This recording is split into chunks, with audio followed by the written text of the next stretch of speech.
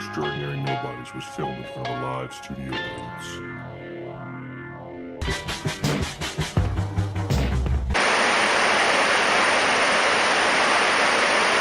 And we're back in the New York group. What is it? Yeah, back in the New York group. Yeah, another episode of Extraordinary Nobodies. There we go. Thumbs up on the intro. We haven't done one of these in a while because we've been doing the Succession pod and schedules have been conflicting. And for some reason, Brendan believes that when I talk about times, I'm talking about Central Standard Time, which is a joke. Well, this one almost didn't happen because it was supposed to start at noon Eastern Time, but your laptop did not cooperate. So we'll see. This may be one of those podcasts where there's a sharp cut in the middle because Kadeen's piece of shit laptop, even though mine's 1,000 years old, crashes. Yeah, you got a Mac over there, right? Yes. Yeah, this is a Lenovo ThinkPad from about 2013. And it's, look, it gets the job done. Every podcast you've ever seen me do on any show. Does it? Hang on. Crashes regularly. Any podcast that you've ever seen me do from the moment that we've been doing the Zoom podcast or anything for the last few years have all been ran with this particular laptop. Now, that being said, it might have run its course, but it has been a workhorse. I'm not going to shit on it completely because I mean it made everything possible, right? And for the most part, it's been a solid machine. Usually, it gives me much more issues before I turn it on, but when it gets rolling, I mean it stays going. Maybe I have an internet crash every once in a while. It crashes all the time. What are you talking? You've dropped off the podcast so many times. What percentage? At least a quarter of the time. Of podcasts. Fuck out of here. Just bullshit. Not quarter of the time. That's complete nonsense. Yes. This and the Succession pods, you think a quarter of the time I've dropped off? Not to mention all the fucking ASOS episodes that I've ever recorded, or all I can't do the ASOS shut the fuck up. I don't know about that, but this for a quarter of the time your computer crashes. Here's the other thing. Even regardless of that, right? My laptop still, once again, for the most part, like I said, it might have run its course. I'm just not going to take you shitting on it because regardless of where you are, it still takes 5 fucking hours for the goddamn. What's the percentage of it taking longer than 3 or 4 hours for me to get the fucking video from you in order to do anything? I can't do 100% of the time. Yeah, I can't do anything with the internet. Cool. It's your laptop that causes the biggest problems. Look, here's the thing. At the end of the day, it only happens because I'm here getting the shit done. Thank you, Lenovo ThinkPad. I'm sorry if I hit you too hard. I just don't need you doing anything. If it crashes now, I mean, that's just, All right, look, let's take us out of your shit. So you were telling me something right before we started recording about what was going on with your day, and I said, wait. I want the people to hear about your misery. So let the people know what's been going on. So like you're in St. Louis, which we're going to talk about a little bit later today. We got some St. Louis related topics along with what we're talking about judges. You want to talk about judges, but we know you got to St. Louis. You got attacked by a dog. What, hour 2 of being there? Hour 1? Hour 1 or 2? Hour 1. Yeah, and then you got COVID, food poisoning, all kinds of shit. What's latest in Brendan's St. Louis adventures? So this is annoying. So last night, I made ramen noodles before I go to bed. I do this all the time. I love ramen. Just shitty ramen. One of the dogs, not the biter, the other one, is a counter surfer extraordinaire. So I leave to go to the bathroom last night, and she gets into the ramen noodles. At this point, I'm a little pissed, but, I'm like, fuck it. I just got to wipe it up. It's on my desk. That's where it was.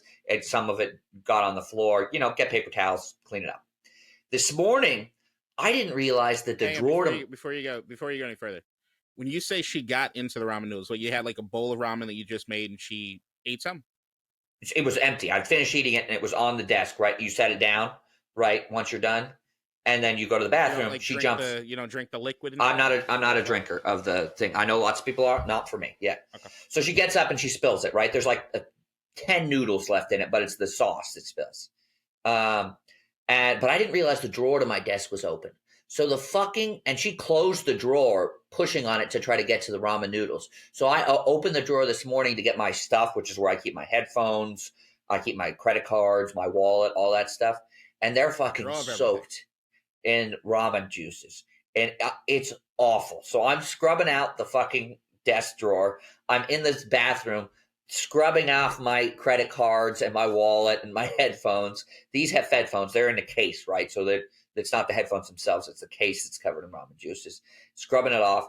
And then the dogs are outside. We have a pool here. The dog jumps in the pool, which I didn't notice because, I mean, they go in and out of the house, right? It's a fenced-in backyard.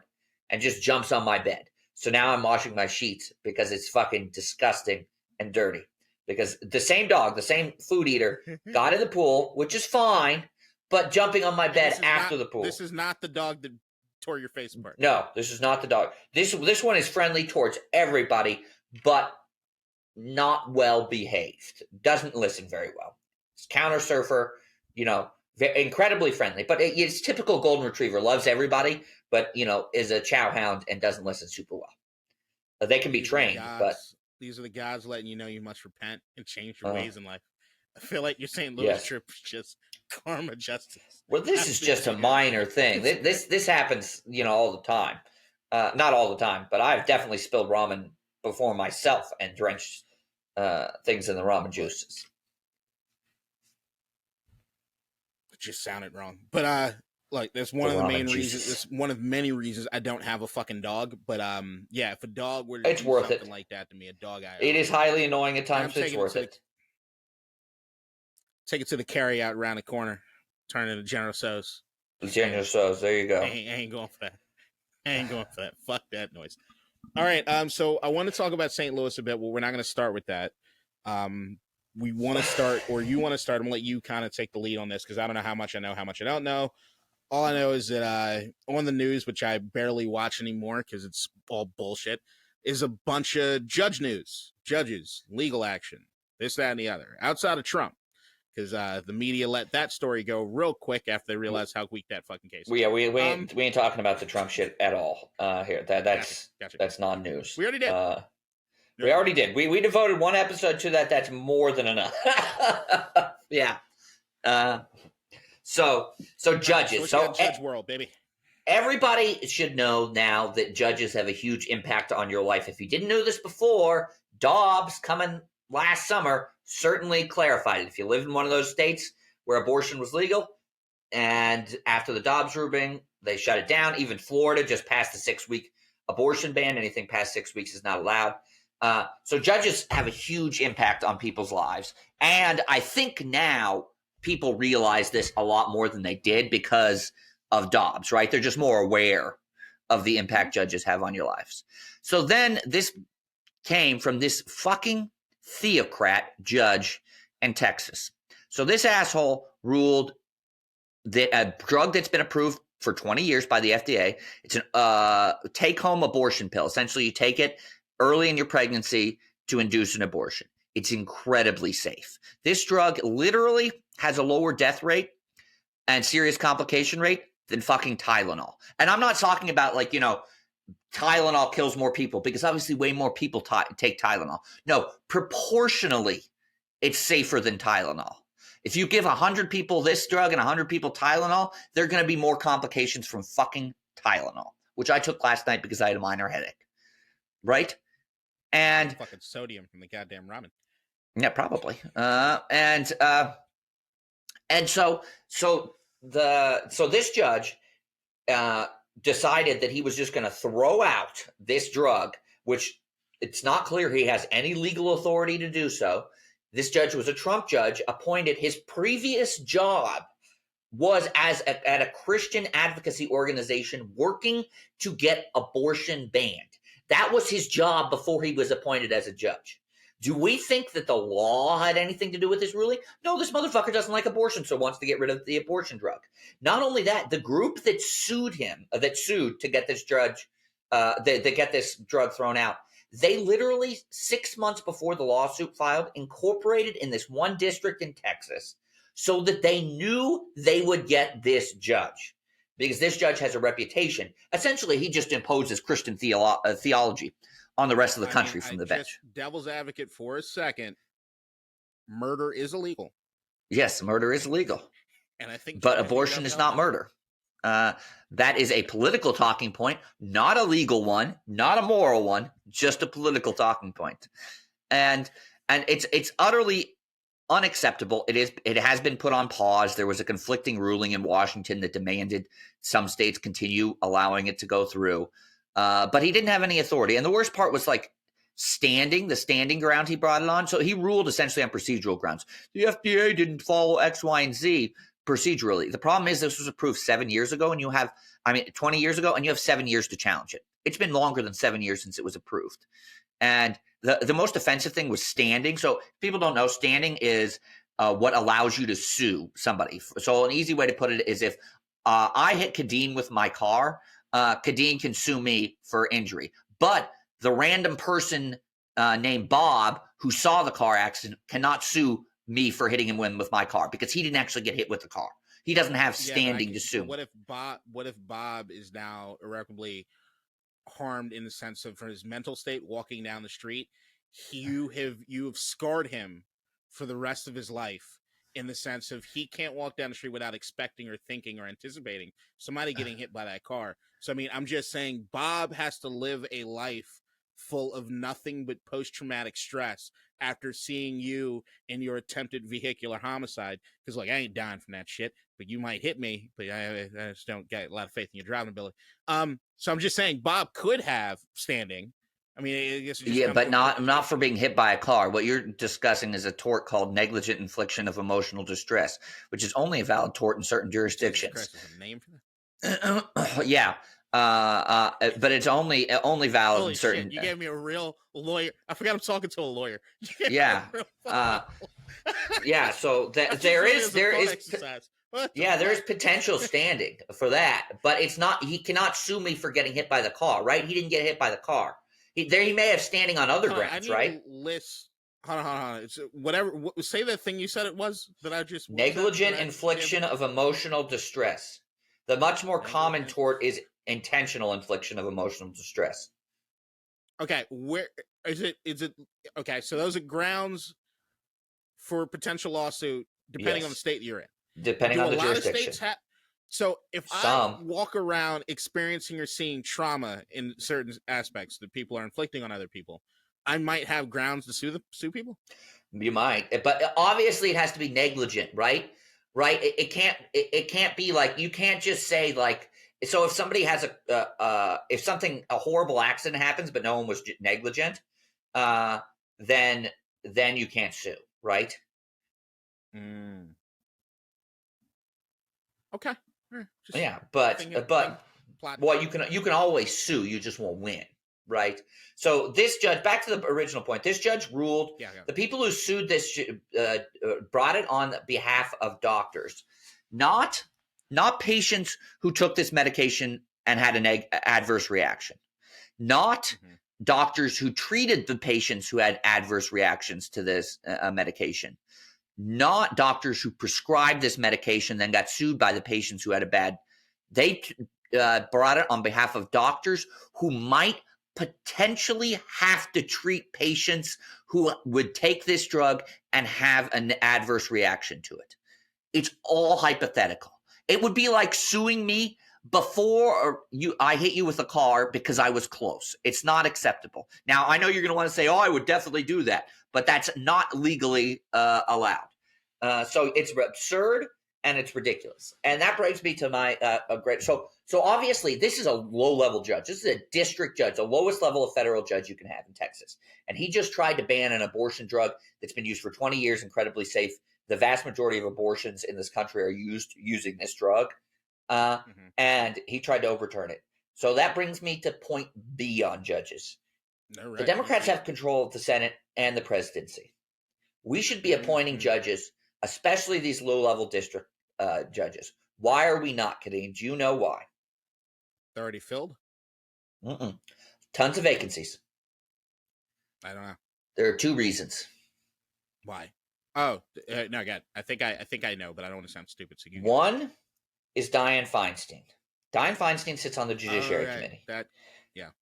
We need to have a majority on the Judiciary Committee to advance these people through committee. Otherwise, it has to go to it's a tide and has to go to full House. Dianne Feinstein has had a wonderful Senate career. She's a little more conservative than I am, but nonetheless has been a champion for women's rights and a bunch of other issues.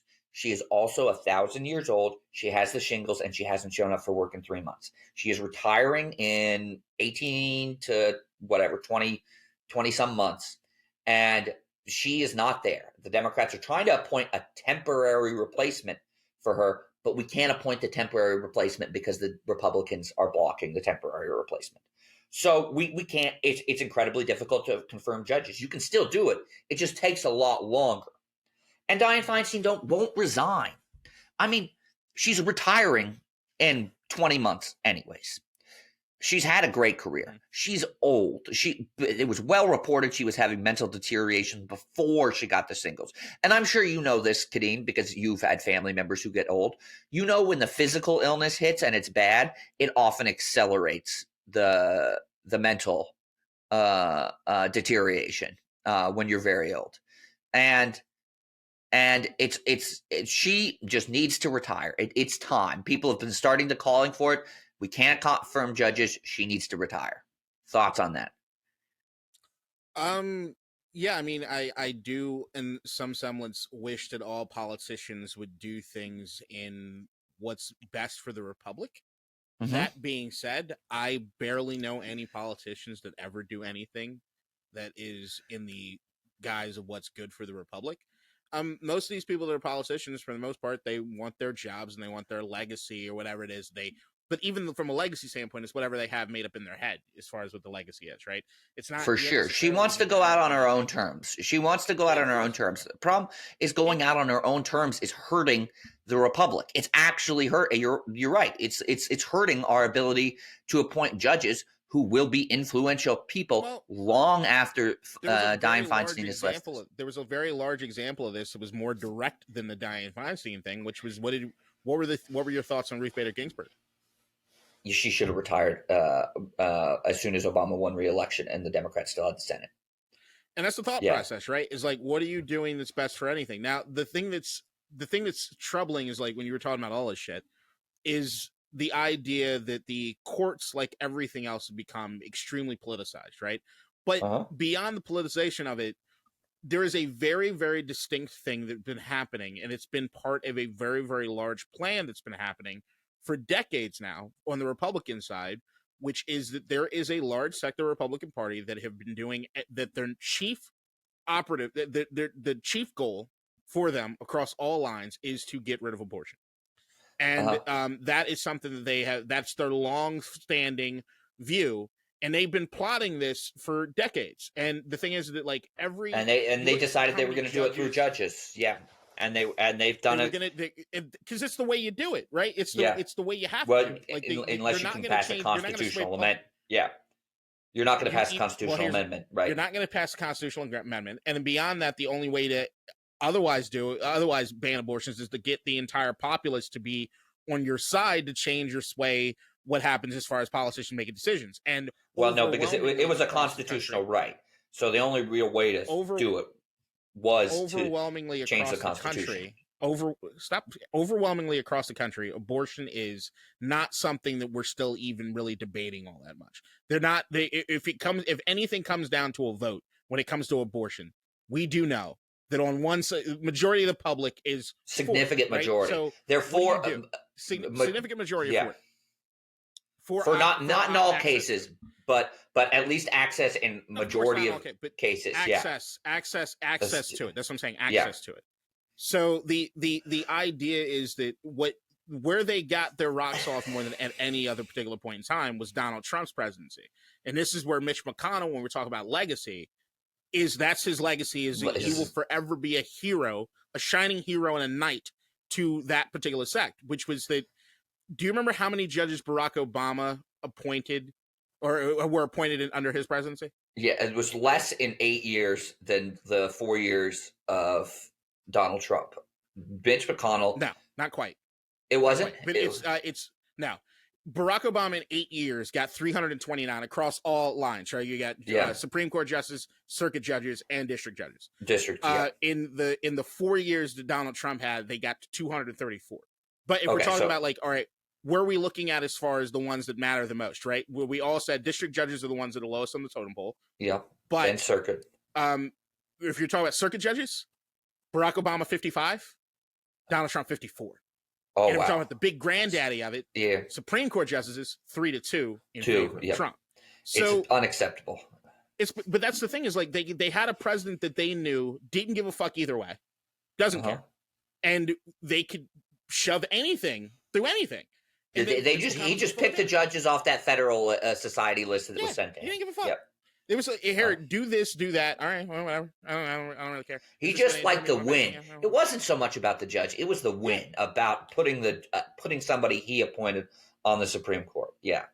But that was so there were tons of us liberals. I think you're probably one of those ones. I know that me and you had conversation about it, that the most important thing that no one was talking about was what was happening on the federal judge level. And I don't think it really became it didn't really come to light. I don't think it's till like September, October of 2020. No, I'm saying even before the election. Like you had to kind of search for liberals talking about that aspect of it. Yeah. No, it came to light when Ruth Bader Ginsburg died right before and remember right before her replacement was appointed in the lame duck period, right? So, which is absurd.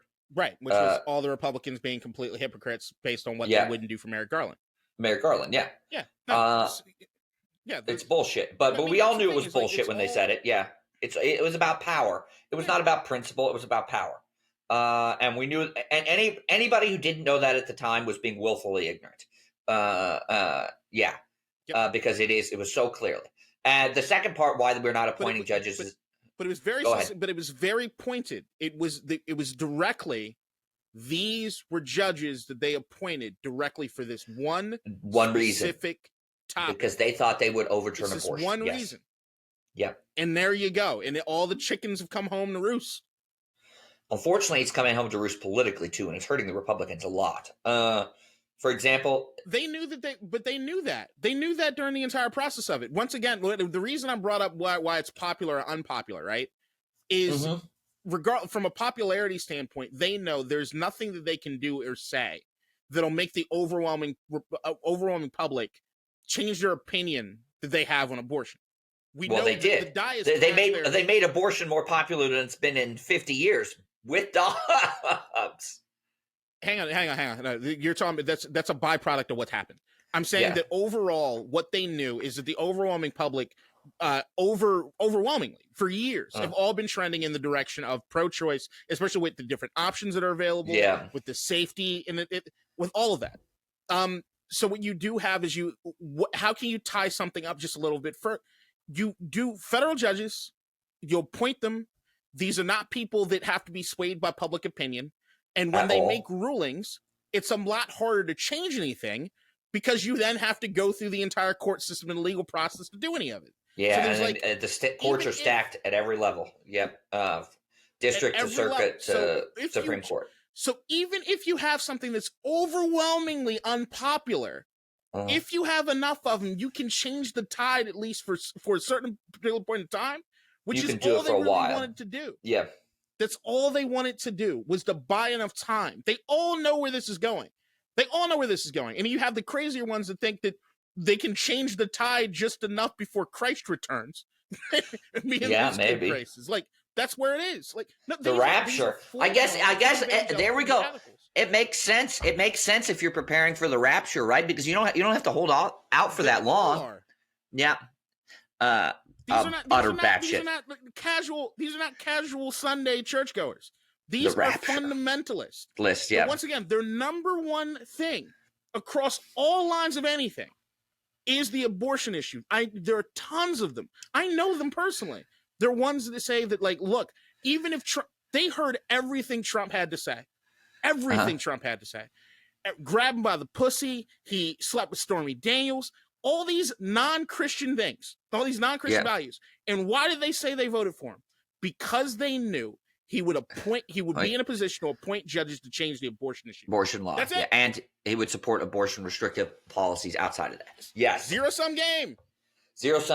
And so judges, important. The other issue is blue slips. I'm not going to go on to too much of that, but blue slips is essentially your home state senators get to nix judges at the district court level from being appointed. So, for example, in Missouri, Josh Hawley's holding up all the district court appointees by Joe Biden because he doesn't want them to be appointed in Missouri, so they have a shit ton of vacancies. Josh Hawley's an asshole. He's not the only one who's doing that, right? So that blew the Democrats could change it. We're probably not going to because it's too close to the election. And then the last issue with what was the last issue with judges? Those issues and Tennessee's not a judge thing. Really? No, it's not Tennessee. It's there was some other. If you don't, while you're thinking about it, Fox News losing their lawsuit after the judge slapped them down with some pretrial rulings. So Fox News settled. They didn't lose it. They didn't lose. No, they didn't get to lose. They lost all the pretrial rulings, which is almost certainly why they settled. Right, but they didn't lose the lawsuit. There's they settled the lawsuits. Okay. They lost pretrial rulings. Yes, that contributed to why they settled. So they settled for $800 million. The judge sanctioned the attorneys from Fox News for failing to turn over material from Discovery. Discovery, if you don't know, is where the two parties before the lawsuit exchange information. They asked for it. Fox News just didn't exchange the information that they asked for and concealed shit. The judge got very upset with them. Then the judge decided before the trial even started that, and this was a libel case, that the fact that the election was that Dominion Voting Systems, the plaintiff, did not alter the election and that the election was not stolen was an indisputable fact, not available to be contested at trial. Telling the truth is an absolute defense to both slander and libel, and the judge before the trial even started said, nope, you can't use that defense.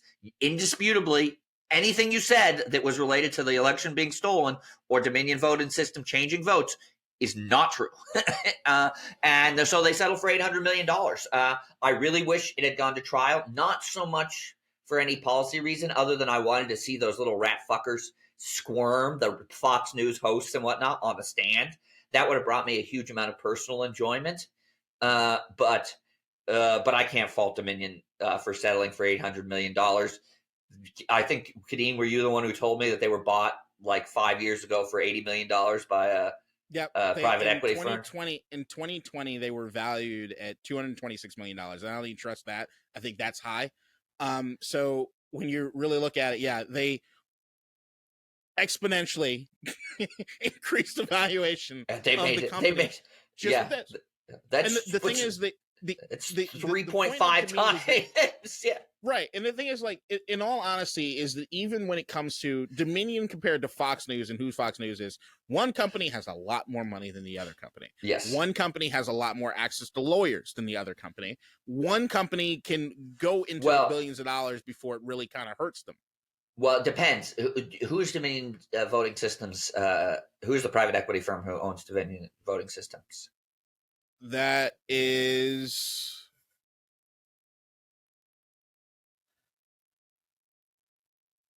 I don't even know. It doesn't pull up.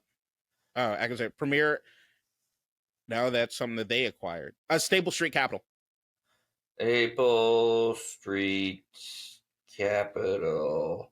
They're not fucking with Fox. Market valuation. Yeah, let's look. They're not fucking with Fox. Let's see. Staple Street Market Capital. I'm looking because some of these private equity firms are huge.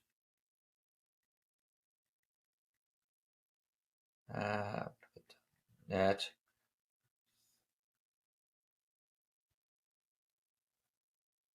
No, you're saying on Crunchbase they have them in 11. No, oh man, no way, no, nothing close, not even remotely close. Yeah, it's not even close. Like, yeah, it's Staple Capital. So I was thinking like something like Carlyle Group, which has like $60 billion in assets. Yeah, it's fucking Dominion Voting Systems. Come on. Yeah, it's small. It's small. You're right. They did not have nearly the resources as Fox News. No. Yeah. So like if Fox said, fuck it, we're gonna drag this thing out, right? How long, if Fox uses the full weight of their legal team, appeals years at minimum, tied up forever, right? Yeah. And yet that costs Staple Street a ton of fucking money. Millions of dollars in legal fees, millions. yes. Now, here's the thing. You get to beat up Fox News in the media for a while until what we always know happens, which is that they'll get tired of this particular story and move on to the next story because there's other shit that's coming, right? So you get this settlement. You're richer than you could ever imagine. Everybody's fucking happy at Staple Street, right? Yeah, Staple Street and the Dominion voting people are popping champagne. Not only did they they settled and that they can present that as a win, right? Like in a public relations standpoint. There's no NDA. There's no. They can speak about. There's no gag on anything that's happened with this. They can say we won. Top of that, and then you get $800 million. On top of that, guess what you then have? What is it? Smart Track or Smarttronics? Smart, the fucking Tech, something like that. The other one that's suing them for $2.7 billion. They're suing them too. So they're still in the media getting beat the fuck up. So that's what and I think that I heard that's what some of the Dominion guys said. It was like, oh no, we had our turn. It's their turn now. Like, it's exactly. It's they got other people suing them. And then Mike Lindell, they're still suing him. That's what I'm saying. My Pillow, piece of shit. Like it's you saw. This is related to the judges. You saw he was ordered by arbitration to pay the guy $5 million for proving the data he had that he was saying proved the election was stolen. It wasn't the election. The data didn't prove the election wasn't stolen. It's that the data wasn't related to the 2020 election. It just wasn't about it. And he refused to pay. Now he has to pay. They can't present anything. How many times have they sat in front of a fucking court, in front of a judge, saying, "Hey, can you produce anything that shows anything about any of this?" They can find one dude in Pennsylvania who voted for Trump, who voted for twice, once for his mom and once for himself, both for Trump. That's fucking jackasses, man. All right. Okay. So, anything St. else Louis. Judges? Nope. They're important. Pay attention to them. This is why we have to vote for the Senate and president. One of many reasons. Yes, that's why elections are important. Yes. It's that stuff. But it's also why a lot of people don't get involved in their local elections. Your local election shit is the shit that usually is the thing that's most impactful for you. Most people. It is. It absolutely is. The city, except for huge things, the city and local government is going to fuck you the most. Fuck you or make your life better the most. Usually fuck you. But, and I'm a Democrat, a strong liberal. Yeah. Yep. Unless you're in D.C., then it kind of goes with the whims of what the federal government decides as well. Now, that's an unusual situation. Yeah, it's an extremely unusual situation. I'll tell that story another day. Okay, so I live in Baltimore City, and you are currently residing in St. Louis, as we've all talked about. Yes. And there have been some things that you've noticed about St. Louis. We've talked about it ad nauseum, but let the people know. What has your time looked like in St. Louis? What are your thoughts on the city? Because I watched something today that I think will bring some more light to your situation. Okay, so St. Louis is one of those cities that it's fallen on hard times, and the hard times it's fallen on aren't recent. It's essentially, it's been a long time. It used to be an incredibly wealthy city. It was everyone knows it was a gateway to the West. It sits at the intersection of the Missouri and the Mississippi River. So river trade was huge here. So there's tons of old money, lots of Catholic old money too. The Catholics, when they migrated after the Protestants, they generally went out west because they could get free land, but then the Protestants had taken all the land out east already. And so first thing you notice when you come to St. Louis is, man, are there some gorgeous old buildings, like buildings built 100 to 150 years ago, stunningly beautiful in that old style. Then you notice that a lot of the buildings are not in good repair. In fact, many of them are boarded shut. And you notice that, the neighborhood, it doesn't track. It's like you see all these gorgeous old homes, these row homes, whatnot, and some are boarded up and some are dilapidated, and it just doesn't mesh, right? It's like these houses should be nice, but they're falling apart and boarded up. And so, like, for example, I almost never hear gunshots in D.C., where I live. I've heard gunshots a couple times since I've come here, and I live suburb of D.C., but okay. Yeah, I live in the Mansion District of St. Louis, but it's like 4 blocks north of me. It's called the Delmar Divide. There's a street called Delmar. North of Delmar is North St. Louis, which used to be like one of those rich old neighborhoods, right? But has fallen into disrepair, is dangerous. The whole city is fairly dangerous. It's poor. So occasionally you hear gunshots, even 4 blocks south of the Delmar Divide. And so this clearest thing came when I went to a market in downtown St. Louis, not in the neighborhood where I am, downtown. And I went to buy a pack of smokes at the local gas station. It was about 4 blocks away from the market. And I walked past a bunch of gorgeous old homes, and it was like boarded up home, barbershop, boarded up home, Subway, gorgeous old Catholic church, boarded up building, gas station. And I was like, all of these things, it's like you could see there was money. The Catholic church was 150 years old and huge and gorgeous. The houses were like the nice row homes, like not older, but like similar to the ones you see like in DuPont Circle, right? With those, the really nice DuPont Circle row homes. Yeah. But boarded up. And obviously St. Louis has had huge problems. Like we all know about Ferguson, super big issues with a racial divide, a segregated city, racialized police thing. That's obviously Ferguson, St. Louis area. And it's had problems with crime and poverty. And it's never really rebounded from the death of the trade and the manufacturing that made it so wealthy. On the other hand, it does have in the suburbs some of those super prestigious like Catholic prep schools, like the ones that Bradley Beal and Jason Tatum went to, Chaminade. That's right outside the city. But that's the thing. Those are the private schools, right? They're not the public schools. So I think the thing is that when you start talking to me about how the text that you've been sending me is basically how much St. Louis is reminding you of Baltimore. Baltimore, yes. It feels very similar to Baltimore. And the thing is, Catholic, shipping town, fallen into disrepair. Yep. Well, the thing is that what you're seeing right there, and this is before. So this morning, as I woke up, I actually got like 6 hours of sleep last night. It was unheard of for me. Beau Was Afraid, movie that I watched yesterday, just took everything fucking out of me. So I was online and go through my YouTube subscriptions, see what videos there, and I hit on Vice. I'm like, all right, I want to watch some Vice news this morning. And 4 days ago, they had their guy Nick, who does this series for Vice called Abandoned. And he went through a lot of St. Louis to show what's what. There, I think the stat was there are 20 abandoned schools in St. Louis, just full out abandoned. Like it's insane. Like they had to have the cops kind of take them through some because some people like squatting, living in them. Some people have turned them into skate parks, things like that.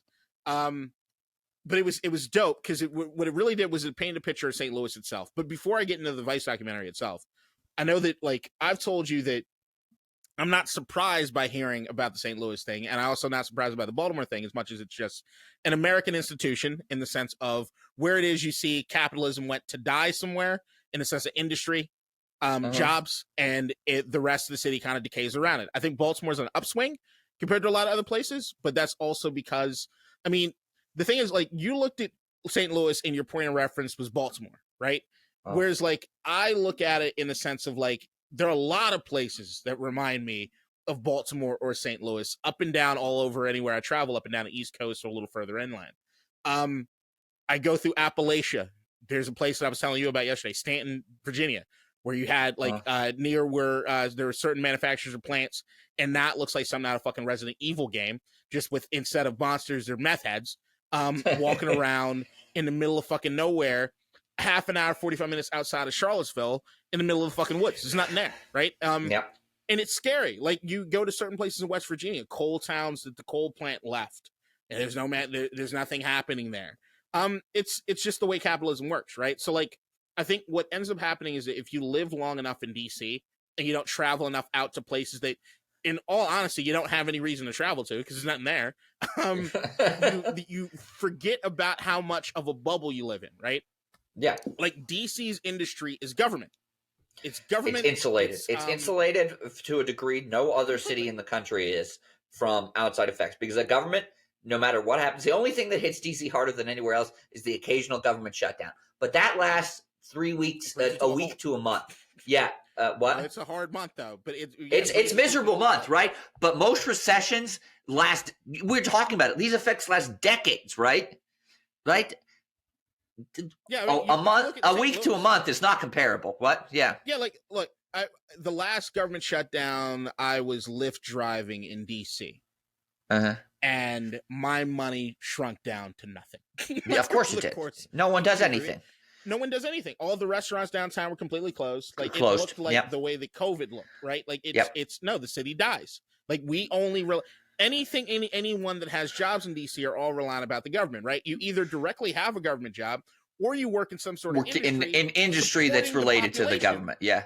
Yeah. You're supporting the population that exists because of the government. If you're in the service industry, if you work at a restaurant, who are you waiting? Government workers. Government workers? This is what we do. This is if you fucking work in a grocery store, who are your clientele? People that are related in some sort of capacity to government or the other agencies here, right? Yeah. It's completely that's what we're surrounded by.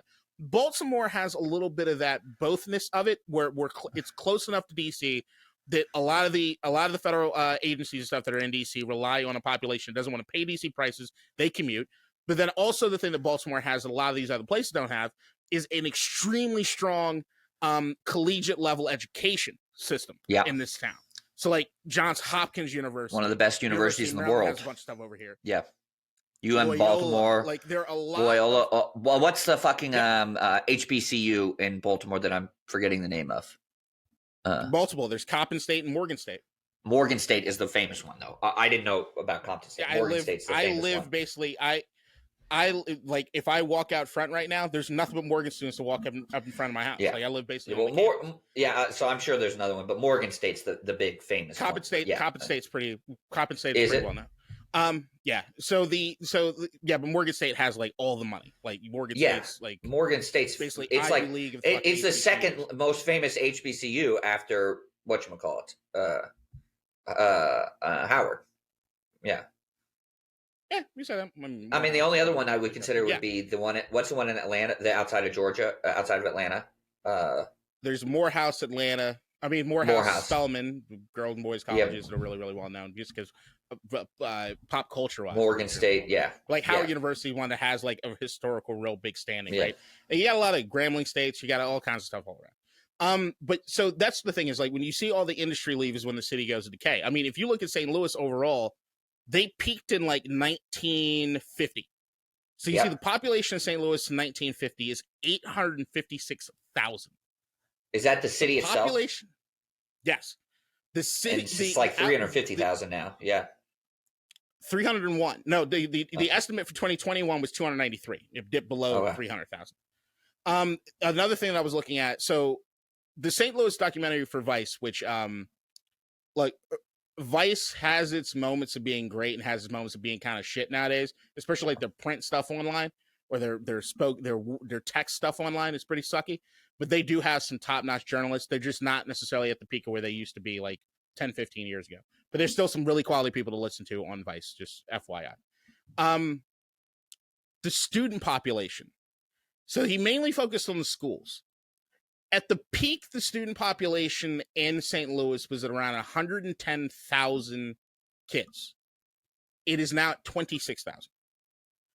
Wow. 20 abandoned schools that they're trying to basically, they talked to a guy who's trying to sell them. Because the idea is that if you have an abandoned school in the middle of a neighborhood, not only is it an eyesore for everybody, it's a reminder of like what used to be. It's useless. And it's a what do they call them? Nuisance. It's a public nuisance. It's something that should So what do? So this dude goes around and he actually tries to sell them to either real estate developers, build up little town things, do whatever it is he possibly do. It's really hard to do that in St. Louis because with the population decline, without a lot of people that have money, what the fuck are you really building it for? And just like every American city with the urban decay, all the money. So St. Louis City is very small geographically. And as you mentioned, population wise, St. Louis County, which surrounds the city, much larger. And just like everywhere, right? From the 50s, white flight, everyone moved out to the county, leaving the city behind. Yeah. So that it's the same. Students. They talked to two students to go to the public schools in St. Louis. And one girl, and tell me, you might have seen this. I mean, I've never been to St. Louis. She said that it is the line between the haves and the have-nots, the county kids compared to the city kid, the inner city kids compared to the county kids, is literally on the street signs. She said you could see the street signs of St. Louis proper all damaged, bullet holes in them. They're all sort of fucked up. She said when you get out to the county, they literally have silver glitter that they put on cursive writing on the street signs outside of St. Louis. She's like, you don't really have to know anybody. You just, if you drive long enough, you'll see the street signs change. And oh, that's the line. That's where it changed. I haven't noticed that, but I don't doubt it's true. Yeah. It's just I don't doubt it's true. But so once again, they were mainly focused on the schools, and what they did was they looked at all the schools that were abandoned and where kids are now going. So of course, like any city, you have a lot of the kids that go to the private schools. If you are in the inner city and you have money, you're usually going to go to a private or a charter school, right? You're not going to get your kid inside the St. Louis system. If you have options, you're going to go somewhere else. Yes, you're going to take them somewhere else.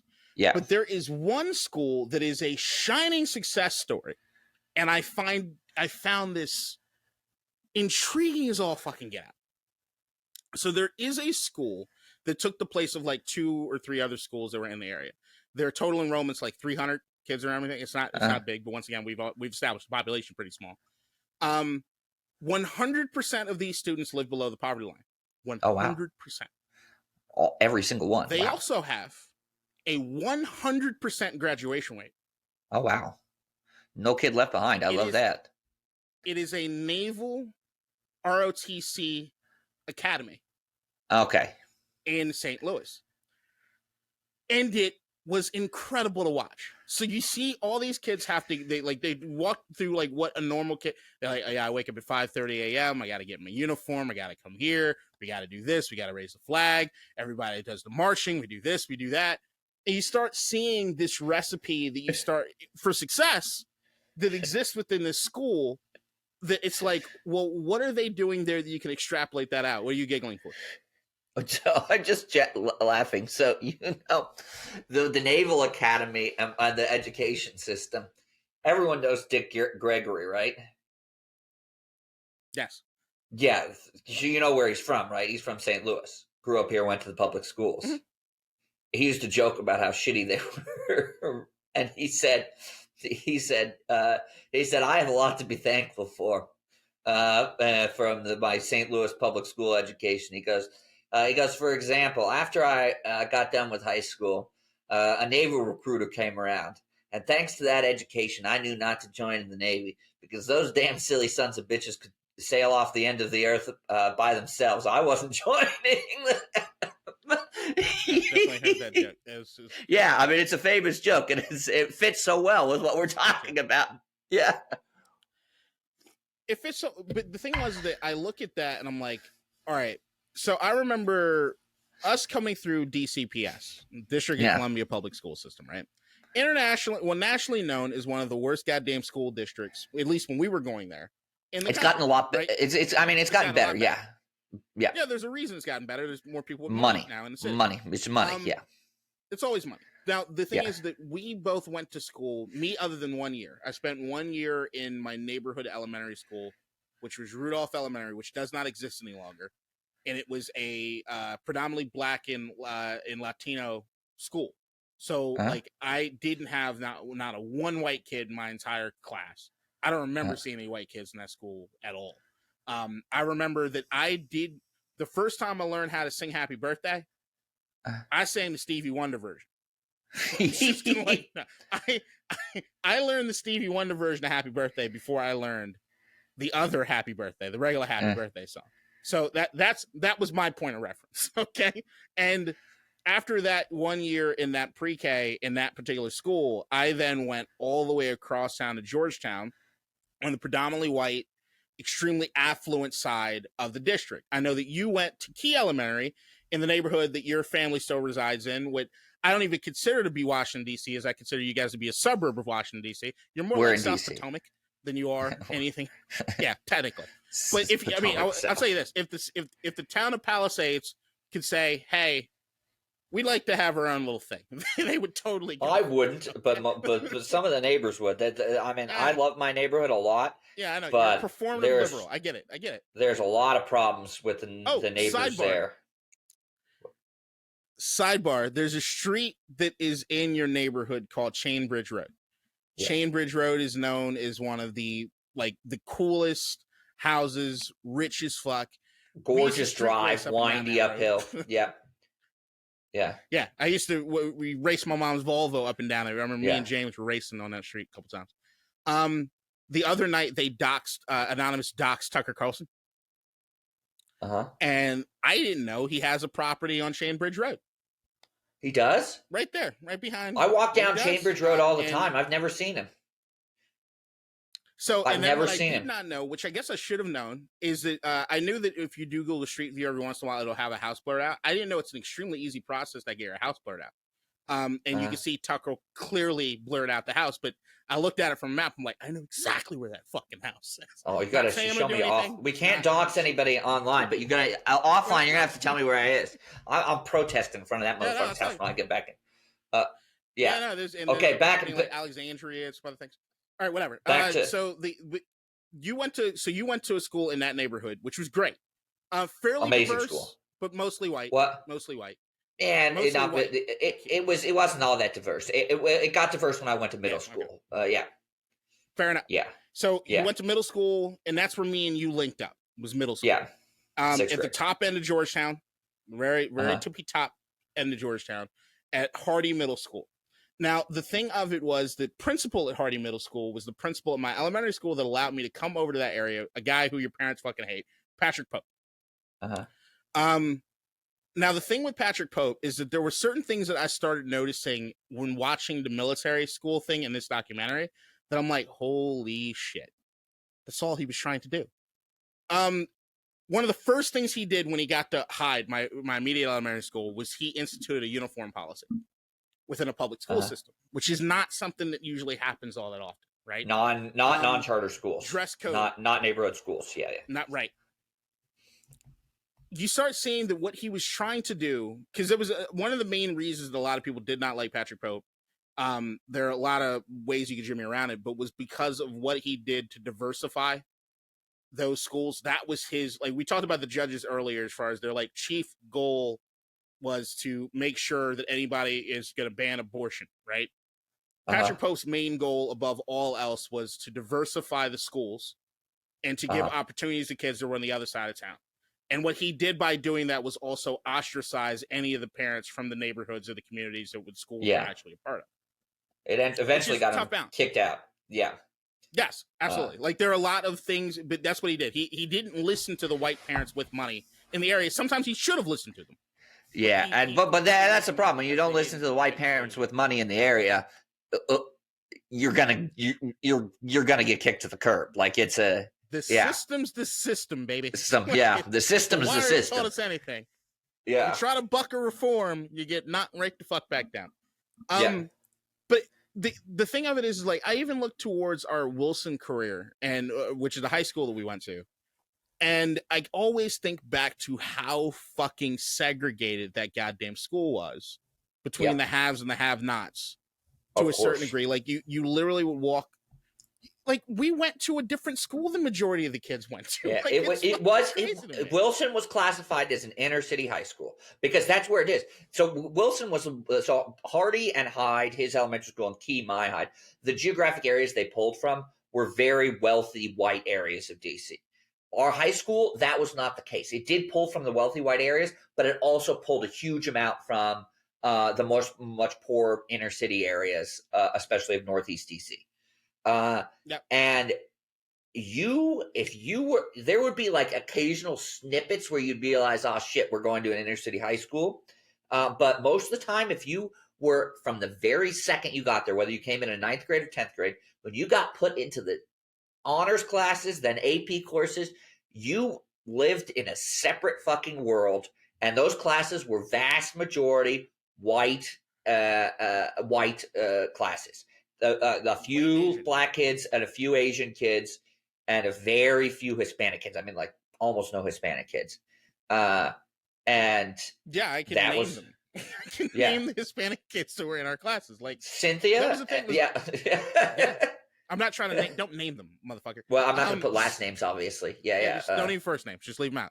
But so I'm looking at the St. Louis thing. I'm looking at the Washington thing. I'm looking at all of these things, right? And to me, what it did was it screamed out to me. I'm looking at the success of what it was that they did at Wilson, the success they had at Hardy, and I'm starting to realize this is a stupid conclusion to have. It's like yeah, no shit, dumbass. How much capitalism and money roots its head into everything. I'm starting to realize that the only solution to anything in our society that we've built is money. Like, it's literally the only solution. There's no other solution to anything in our society than money. And it's money. And I know it's not some grand, like, oh my God, I saw. It's money or money equivalent things. Yeah. By money equivalent things, I mean, well, I mean, but I'm saying you don't have to. I kind of like direct cash transfers because they're fine. But if you give people nice houses instead of direct cash transfers, that's fine too, right? Like you live in mansion A instead of money. I'm not saying cash money. I'm saying money. You're saying wealth. Wealth.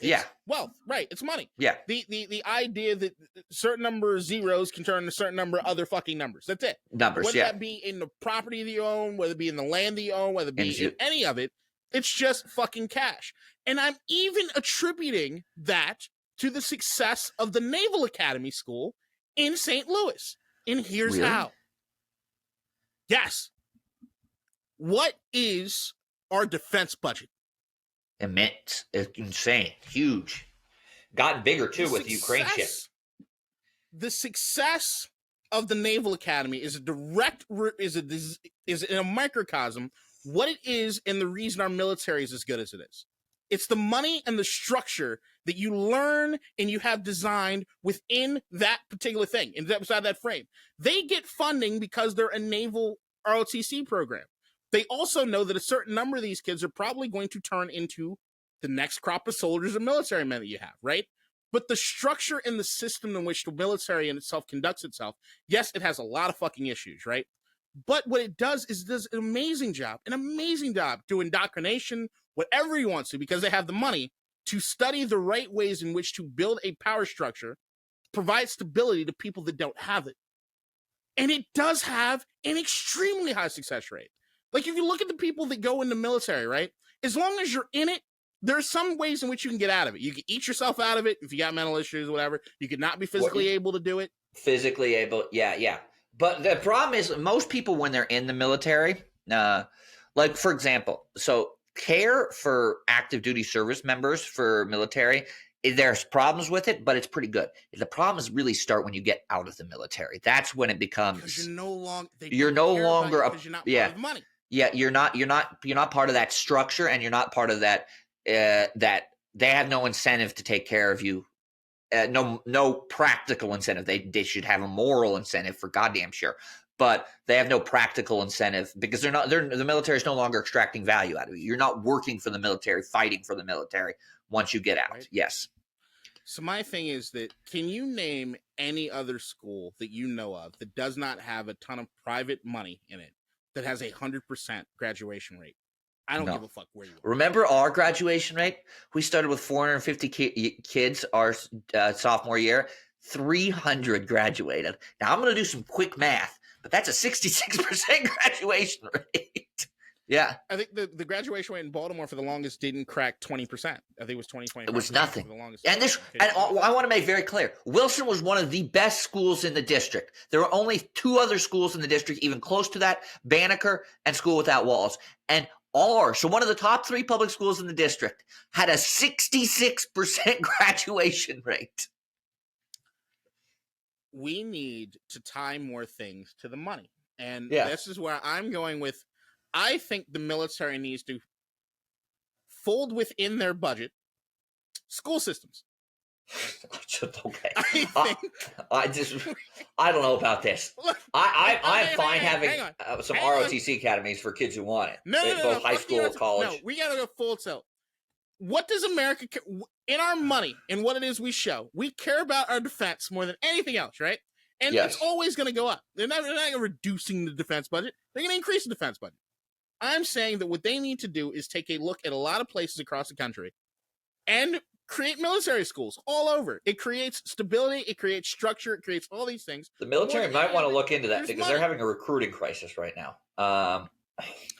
I'm just saying the success. I have never in my life heard of a graduation rate being 100% for the most impressive part. 100% of the student population is under the poverty line. That is damn impressive. Yes. I'd be interested to see their application process. I feel like this documentary should be. This school needs to be something that we all examine. Yeah. Fundamental. And I'm just looking for what it is what drives success. So one thing I would be interested in is the admittance process. How difficult or how do you get admitted to the school? How do you end up going? That was something that they did not show in the documentary. It was something that I was going to do afterwards. But I literally finished the documentary as I was getting my fucking computer booted up. Which we all talked about that at the beginning. It was a bit of a show. Yeah, but you need to check this out. And I would tell everybody. I will watch it for sure. Like, once again, I said, I put a lot of caveats when it comes to Vice News. There are a few people that do an absolutely incredible job at Vice, but they also love to give that, like, it's basically liberal clickbait bullshit. Yeah. That really, really pisses me off. Gone are the days of, like, Shane Smith going to fucking North Korea or Liberia, which is still the greatest thing I've ever seen. Have you watched that yet? The Cannibal Warlords of Liberia? No, you've told me about it. I have not watched it yet. I need to. People, the Cannibal Warlords of Liberia is on there for free on YouTube. And you need to watch. You know what? The next episode, I want everybody got homework, all right? You need to watch this thing. It's not even an hour long. Everyone's watching, because we are doing a full-blown breakdown of the Cannibal Warlords of Liberia on next week's episode. Because it is that it's on YouTube. Okay, it is that entertaining. Yes. I gotta watch this. Yes. And I also shout out to somebody who I respect more than any other journalist in the world today, Hind Hassan, who works for Vice News. She has allowed me to communicate with her once or twice via Instagram, which is just an honor. But I actually do think she is probably the best journalist working in the world that I know of right now. And I'm sure there's a big ignorance there because I don't know all the world's journalists, of course. But yeah, there's that. All right, so yeah, homework, Vice documentary, Vice, military schools all over.